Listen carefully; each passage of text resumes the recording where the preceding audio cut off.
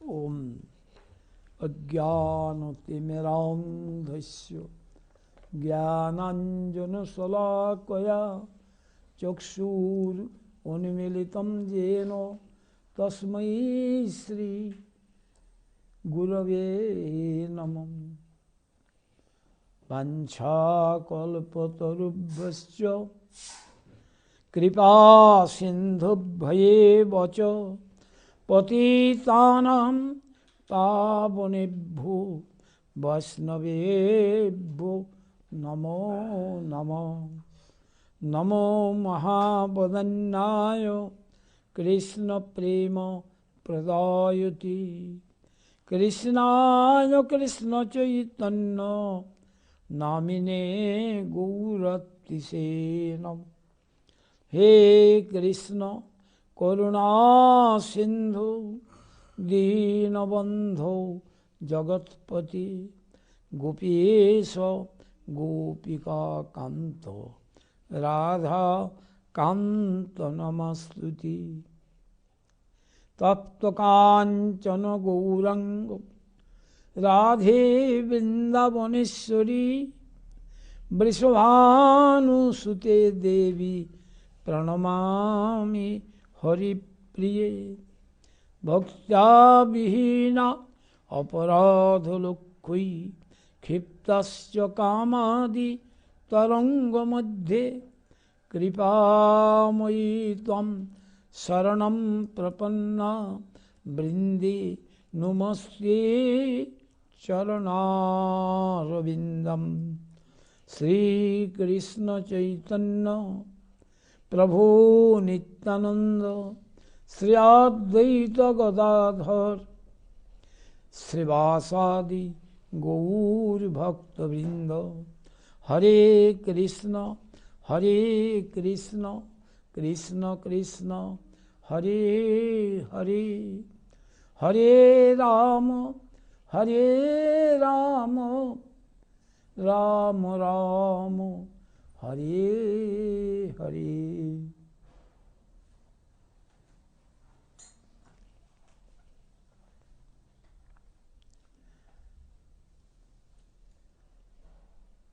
काल यहाँ तक किया था क्या ना ज्ञान शून्य भक्ति ही शुद्ध भक्ति।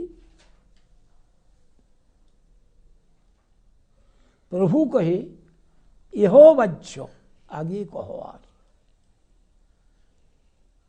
राय कहे ज्ञान शून्य भक्ति साध्य सार। तब ज्ञान शून्य जो भक्ति ये शुद्ध भक्ति का लाइन में आने से भी प्रभु ने कहा यहो बच्चो। तब राय ने क्या बोला?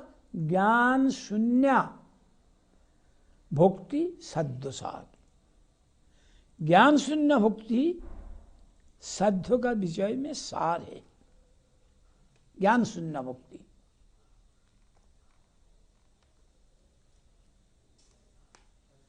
इसका सुनकर प्रभु ने पहले जो बताया था यो बच्चो, इसका बाद में क्या है वो बताओ। तब राय ने बोला ज्ञान शून्य भक्ति साध्यों का बीच में सार है।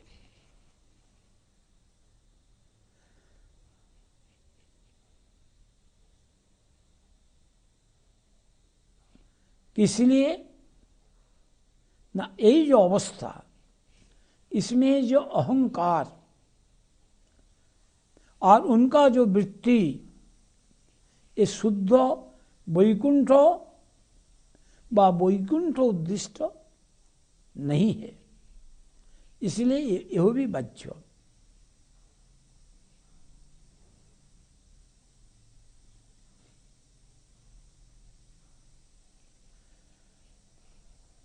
जड़ो विषय में जड़ो बाध्यता ना रहने से भी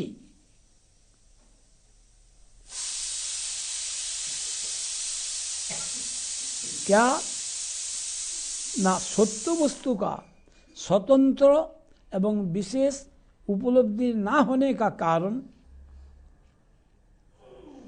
अपना अनुभूति और अपना मनोवृत्ति ये बहिर्मुखी नहीं रहता है।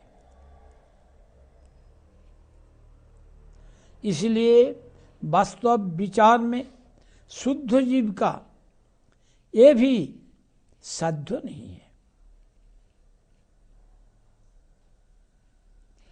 जहां निर्विशेष कल्पना करते हैं, इससे क्या है,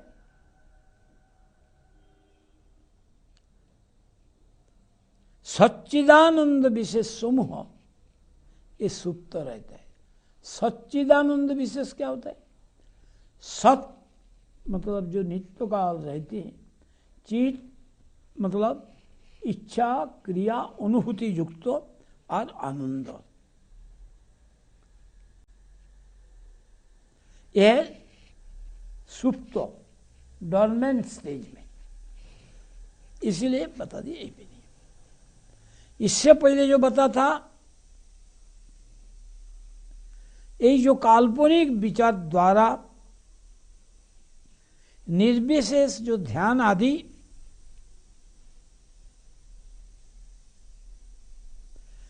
ये सब भगवत सेवा का वृत्ति युक्त तो नहीं है। इसमें भगवान का सेवा का कुछ क्रिया देखा नहीं जाता है। इसीलिए यही जो काल्पनिक निर्विशेष पर विचार ये भी बाध्य है। निर्विशेष पर विचार क्यों? ना भगवान का सेवा और मैं जो भगवान का सेवक, ये आपस में जो लेन देन ये वृत्ति नहीं है। तत्पर रहने से अर्थात भगवत परायण होने से तभी वास्तव सेवा होता है। परायण मतलब ना भगवान कोई श्रेष्ठ आश्रय जानकर, और कोई आश्रय हमारा नहीं है, भगवान ही आश्रय है, तभी तो सेवा होगा। अगर इनका छोड़कर और कोई आश्रय है तो कैसे निष्ठा होगा? हो नहीं सकता। इसलिए प्रमाण दिया, ज्ञाने प्रयास मुदपश्य नवंत एव। ज्ञान का जो प्रयास, इसको ऊदुपश्य। ज्ञान किसको बोलता है?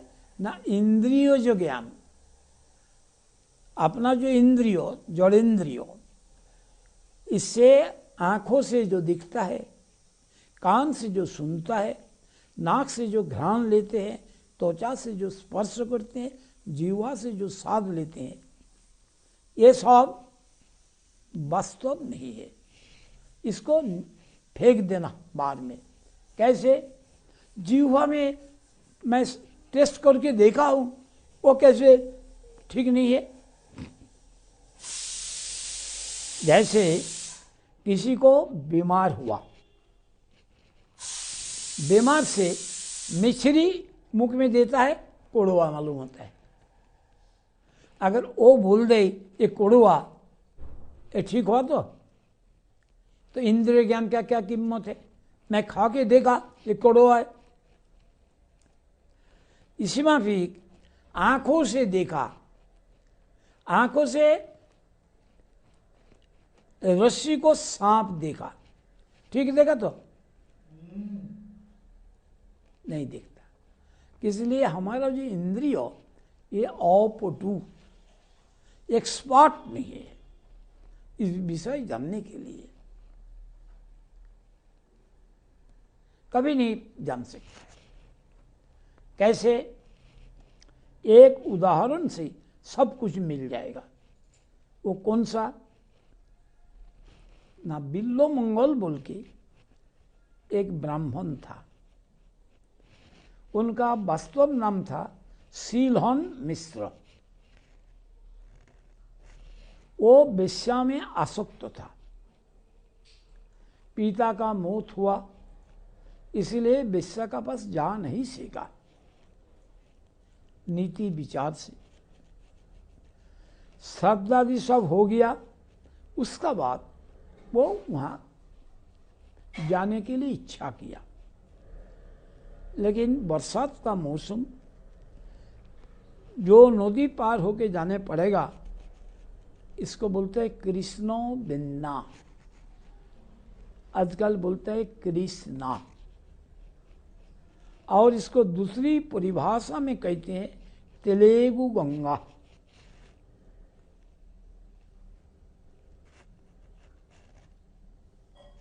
तो वही गंगा पार होकर उनको जाने पड़ेगा वही बिस्सा का वहां, जिनका नाम है चिंतामणि। अभी गंभीर रात्रि में कैसे पार हो, देखा एक भेला जा रहा है। भेला बोलता है भासमान वस्तु। हमारा मायापुर में जब बाढ़ होता था पहले, उस वक़्त हम लोग केला से बनाता था, केला के झाड़ के काट के 4-5 उसको बांध के उसी का ऊपर 2-4 आदमी चला जाता था इधर से उधर, दूर से पानी लेने के लिए, और डूबेगा नहीं कभी। बासमान, इसको बोलते हैं भेला। कभी कभी फूस से भी बनाता है। तो उन्होंने समझ लिया एक मुर्दा को ये भेला, उनका सहारा से नदी पार हुआ। तो उनका इंद्र नहीं था, तो वो कैसे इसको भेला देखा, मुर्दा को ए गया। उनका नाक नहीं था, लेकिन उसका तो बदबू उनका नाक में आया नहीं। आंखों नहीं था, देखा नहीं। हाथ से जो स्पर्श किया वो भी तो मालूम नहीं हुआ। तो हाथ में जो स्पर्श होता है, एक ज्ञान का क्या कीमत। वो पार होकर के वहां गया। अभी अंदर में कैसे जाए, देखा एक रस्सी लटक रहा है। इन्होंने अनुमान किया मैं तो आने वाला हूं, इसलिए चिंतामणि मेरा लिए कुआं से पानी उठाने वाला जो रस्सी था वो रख दिया, उसी का सहारा से प्राचीर को टपकाया और उधर जाके मूर्छित होके गिर पड़ा। ऊपर से गिरा ना, उधर तो कोई सहारा नहीं था। आवाज सुनते ही चिंतामणि आ गई, और एक नौकुर साथ में, हाथ में प्रदीप। दिखता है ये तो बिल्लू मंगो। पंखा से हवा किया, पानी छिड़काया, उनका होश आया। तो बोला ये गंभीर रात्रि में कैसे आया। नदी पार होने के लिए किश्ती वगैरह तो इस वक्त नहीं रहता। तो बोला तुमने जो भेला रखा था वो देखने के लिए आया। भेला कहाँ, ये तो एक मुर्दा सड़ गया पानी में। वो जो भेला देखा, ठीक देखा तो इंद्रिय ज्ञान से, और वो हाथ में देखा, अरे इसमें तो कीड़ा पड़ा है, कितना बदबू आ रहा है। तो उसका तो बदबू आया नहीं।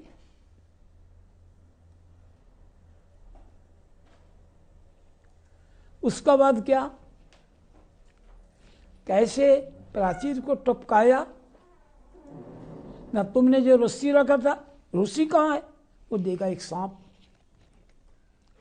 तो यही जो देखा इंद्रियों में, सब ठीक देखा। तो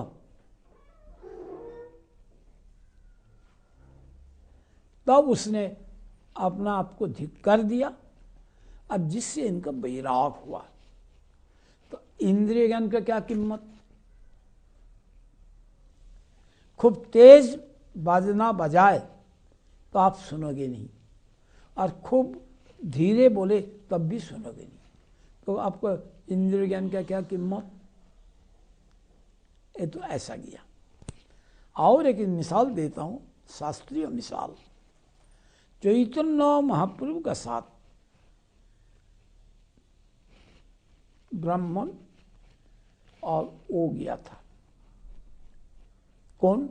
बलभद्र भट्टाचार्य। उस वक़्त ऐसा बात फला हुआ जे कृष्ण वृंदावन में प्रकट हो गया। अभी कालियो दमन करते हैं। बहुत से लोग देख के आके बताया, मैंने देख के आया। तो ये महाप्रभु से बार बार प्रार्थना करते हैं, आप आज्ञा देने से मैं जाके देख के आऊं। महाप्रभु माना करते हैं, लेकिन बार बार जब अनुरोध करते हैं तब उन्होंने बोला आज नहीं, काल जाना। दूसरे रोज एक भव्य व्यक्ति आया, तब महाप्रभु उनको बोला कि वृंदावन में कृष्ण प्रकट हुआ, दर्शन करके आया। बोला हाँ, वृंदावन में कृष्ण दर्शन किया, लेकिन ये लोग जहां बोलता है वहां नहीं है। अर्थात आप आ गया तो वृंदावन में कृष्ण आ ही गया। और ये और एक को ये करते हैं। तो वो लोग जो देख के आया, काली दमन करते हैं, काली का सिर पर मोनी जलता है, ये भी देखा। ये क्या बात है? तो उन्होंने उत्तर दिया, ये जालिया मछेरा, ये मच्छी पकड़ता है रात को यमुना से, और वहाँ रखा है प्रदीप, रखा है दीप रखा। अभी वो जो किश्ती हिलता है वो देखता है कालियों को दमन करते हैं, और वो जो बत्ती रखा ये समझा एक कालियों का मोनी। वो कहाँ? वृंदावन में। तब महाप्रभु बोला जाओ दर्शन करके आओ। तो ये लोगों का, जगत का व्यक्ति का जब तक तो प्रतिष्ठित तो ना हो तो इनका दर्शन आदि के कुछ कीमत नहीं। ये चैतन्य चरितामृत में उल्लेख है। एक दफा अंबाला में हमारा श्रीधर महाराज पार्टी का साथ गया था प्रचार करने के लिए। उसका साथ कृष्णदास बाबा जी भी था। अभी वहाँ जिसका वहाँ अतिथि बना वो था स्टेशन सुपरिटेंडेंट।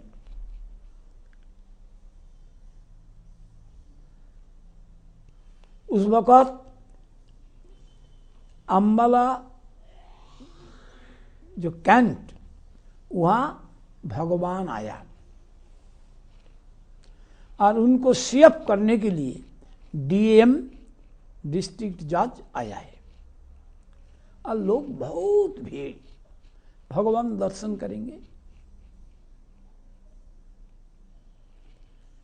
अभी जिनका वहाँ ठहरा है उन्होंने बार बार रिक्वेस्ट करते हैं कि आप वहाँ जाएंगे दर्शन करने के लिए। तो महाराज पोलाइटली अवॉइड करते हैं कि हम लोग आया गुरु सेवा के लिए, हमारे पास टाइम नहीं है। लेकिन जिनका घर में ठहरा है ये बार बार रिक्वेस्ट करने से ना जाना भी अच्छा नहीं, मजबूरी से गया। जब गया महाराज श्रीधर महाराज जी उनसे पूछा आपका क्या परिचय जान सकता हूं? तो उन्होंने बोला मैं कृष्ण, मैं राम, मैं अल्लाह, मोहम्मद, मैं क्राइस्ट, मैं चैतन्य। साथ साथ ये भी बोला, Eisenhower is dog to me, Roosevelt is cat to me, बोल के एक फाइल दिखाया। ये दोनों उनको विनम्रता के साथ पत्र लिखा था, रशिया का प्रेसिडेंट, अमेरिका का प्रेसिडेंट। उन्होंने उस फाइल को रख दिया। मैं इस फाइल को पुलिस प्रोड्यूस करूंगा। आपका इस क्षोभ का क्या कारण, किस लिए क्षुभित होकर ऐसी उल्टा सीधा काम करते हैं? उस वक्त क्या उत्तर दिया, मैं देश को आजाद करने के लिए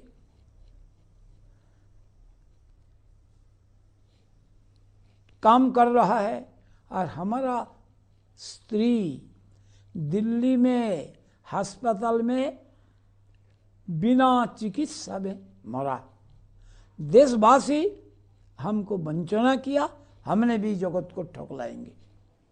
अभी जो लोग आया था मैजिस्ट्रेट जॉर्ज, ये क्या करे? ये दिमागदार नहीं है।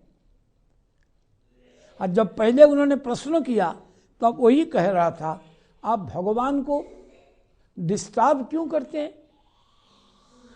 तब वही स्टेशन सुपरिटेंडेंट वो देखा ये लोग तो आने नहीं चाहता था, मैं नहीं लाया, तो ये हमारा एरिया है, वो लोग उनका क्या अधिकार है यहाँ? बोला ये भक्तों और भगवान में बात हो रहा है, आप इस बीच में आते हैं क्यों? तो बाद में जो ऐसा बोल दिया उन्होंने, तो अब कहाँ जाए?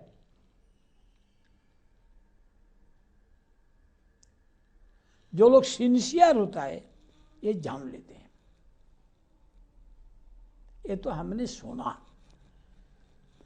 कृष्णदास बाबा जी से भी सुना, और वही श्रीधर महाराज को मैं सवाल पूछ के जाना, ये महाराज ये बात है, तो उन्होंने बताया बोला ऐसे ऐसे। कैसे जान लिया? ये तो वहाँ गया। मैं जब काम कर रहा था चंडीगढ़ में, उस वक़्त वहाँ भी आ गया था एक महापुरुष, खूब जिलेबी बांटते हैं। वो हमको ले जाएगा दिखाने के लिए। और कौन ले जाएगा? ना जो लोग हमारा चंडीगढ़ हॉल बना रहा है उनका मैनेजर। मैंने बड़ा विनम्रता का साथ अवॉइड किया, लेकिन सुनते ही नहीं। बोला मैं कार में ले जाऊंगा, 2 घंटा आपको जाएगा, वो संडे चलिए। तब मैंने बोला बिंजले साहब सच बात बोलो, आप लोगों का दिमाग खराब हो गया तो मैं भी दिमाग खराब करो। एक भंडों को देखने के लिए आपको जबरदस्त रुचि पैदा हुआ, मुझको भी ऐसे रुचि करने पड़ेगा, लेकिन आपको मैं कहने से आपको अक्ल होगा नहीं। जब इसको भंडा फूट जाएगा, अर्थात उसका अंदर में क्या है वो फूट जाएगा तो निकल जाएगा, तो अब आप समझोगे, अभी नहीं। ऐसा मैंने जोर से बोल दिया। बाद में क्या हुआ, उसको पकड़ लिया। ये पाकिस्तान का जासूस था, और वो जिलापी खूब बढ़ता था, और साथ में है मिलिट्री एरिया एयरफोर्स का। वो लोग जाता था, वो सब बात बूत जानते थे, और उसका फाइल का फोटोस्टेट कराते थे। किससे कराया? ना चपड़ासी से। चपड़ासी का घर से वो टिफिन जाता था, और उस टिफिन का अंदर में कैमरा जाता था, फोटो खींचने वाला कीमती। और जब लोग टिफिन करते जाएगा वो फाइल को फोटो स्टेट करेगा, फोटो खींचेगा। अभी उनका घर में कीमती पर्दा कारपेट कहाँ से आया, उसको पकड़ा। उससे बाद उसको भी पकड़ा। ये तो महापुरुष तो आपने देखा दूसरी को और कैनवास करता है, हमारे पास भी, मुझको भी ले जाएगा, क्योंकि इतना महापुरुष को देख लिया और मैं किस लिए वंचित रहूं। हमको भी वो देखा कि हमारा कल्याण करने चाहता है। इसलिए कहते हैं ज्ञानी प्रयास मुदोपश्य, ज्ञान का जो प्रयास, इंद्रिय ज्ञान का जो प्रयास, उदुपश्य, बाहर फेंक दो, अंदर में रखना नहीं। प्रभुपाद का अर्थात हमारा परम गुरु जी का भाषा में फोपाड़े फैले दो, ऐसा करके ऐसा फेंको, ऐसा नहीं, दूर से फेंक दो उसको। और नमंत ये हो, शरणागत हो। कहाँ शरणागत हो? साधु का पास। जीवंती सन्मुखरिताम भवदीय वार्ताम, अपना जीवन को नियंत्रित करो साधु मुखो विगलित भगवान की कथा से, दूसरी कथा नहीं, भगवान की कथा और उस साधु से जो निकलेगा। स्थाने स्थिता श्रुतिगतांग तनु भांग मनो भी, स्थान में स्थित होकर, स्थान में स्थित होकर मतलब जहां सत्संग है वहीं रहकर। और क्या करना? तन मन जवान से, जो वही सेवा करेगा तो उन्होंने क्या करेगा ना, जो भगवान अक्सर अजीत, अर्थात उनको कोई जय नहीं कर सकता है, वो भगवान भी उनका पास जीतो हो जाता है, वो भगवान को भी जय कर लेते हैं। भगवान का जय कब कर लेते हैं? जब भक्ति करते हैं। भक्ति क्या होता है ना, सर्वोपाधि विनिर्मुक्तम तत्पर तेन निर्मलम ऋषिकेनो ऋषिकेश सेवनम भक्ति रुच्यते। तन मन जवान से जब भगवान को सेवा करेगा अपना इंद्रियों से, तब क्या होता है ना, वही अजीत भगवान को जय कर लेते हैं। भगवान सेवा से ही वशीभूत होते, भगवान सेवा से वशीभूत होता है। इसलिए हर एक प्राणी सेवा से वशीभूत है। प्राणी को और दूसरी से वशीभूत नहीं कर सकते। चाहे जंगली हो, जंगली लायन को एंड्रोक्लिस वशीभूत किया था। वो स्लेव था, कृतदास, नौकर को मोल के लिया था उसको। लेकिन उनका, जिनका वो कृतदास था, मालिक अच्छा नहीं था, महादुष्ट था, बड़ा टर्चार करता था। वो बेचारा नाराज होके भाग गया था। लेकिन उनका दुर्भाग्य, तूफान आया, बारिश आया, ओला गिरने लगा, जाए कहाँ? वहाँ जाकर जंगल में, पर्वत का गुफा में वो सहारा लेने के लिए घुसा।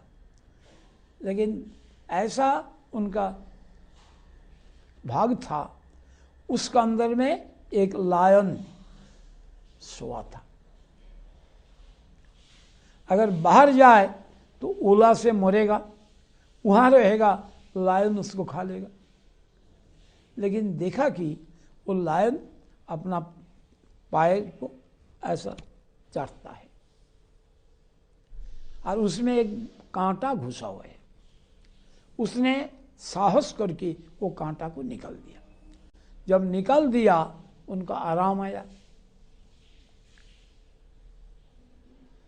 और उनका दुर्दैव हुआ, उनका मालिक ये भी ढूंढते हैं, नौकर कहाँ गया।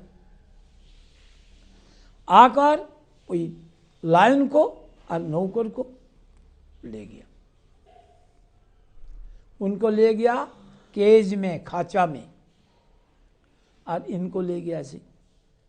बाद में उन्होंने एक बहुत बड़ा खाचा बनाया, केज, और एक छोटा। छोटा का अंदर में रखा लायन को, और बड़ा का अंदर में रखा एंड्रोक्लिस को। और ऐसा प्रचार किया, हमारा नौकर विजयन भाग गया था, उसका एक जंगली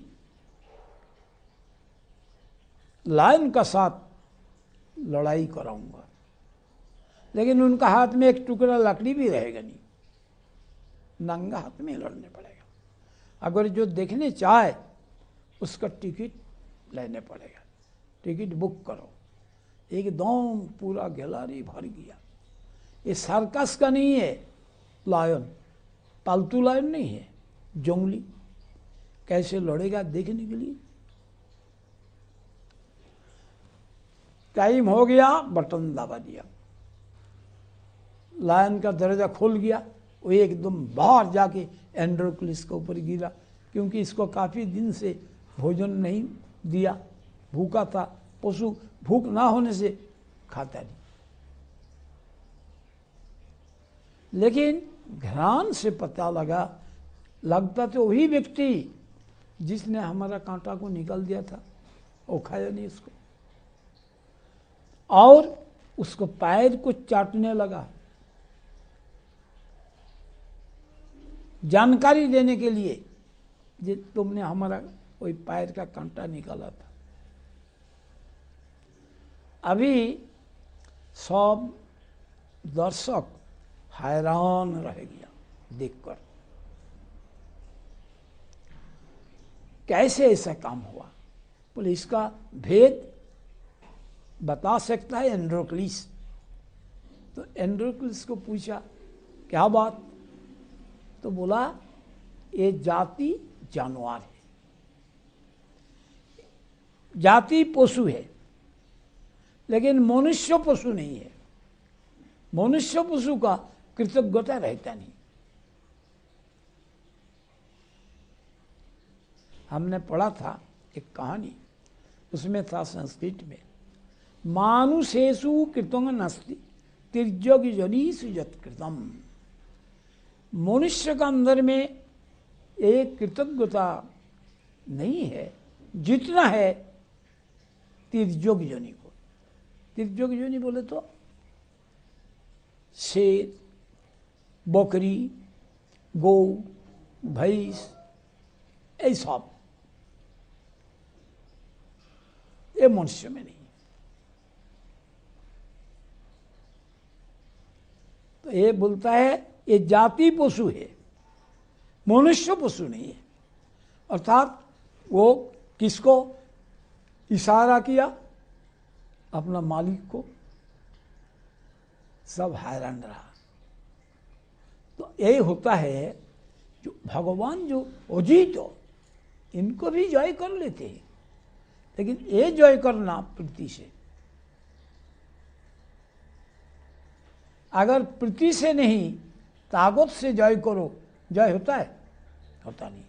महाभारत पढ़ो, महाभारत में अर्जुन खंडव दहन किया था। खंडव एक वन, उसको दाह किया और उसका अंदर में जितना प्राणी था ये सब को अग्नि में दिया। अग्नि का पेट का बीमार हुआ था, ये पशु का तालीब खाने से वो ठीक होगा, इसीलिए ऐसा किया। एक सांप उनको सहारा लिया तो उन्होंने उसको बचा दिया, उसको मारा नहीं। लेकिन जब कुरु पांडव का युद्ध आरंभ हुआ तो वही सांप क्या बोलने लगा, आज मैं अपना दुश्मन को विनाश करूंगा। कैसे विनाश करोगे? ना कर्णों का साथ मिल जाऊंगा, मौका आ गया। अपना जो दुश्मन शत्रु अर्जुन उनका विनाश करूंगा। उनको तो बचा दिया था, वो ऐसा क्यों बोलता है? ये तो तिर्जोग योनि नहीं या अन्य जो।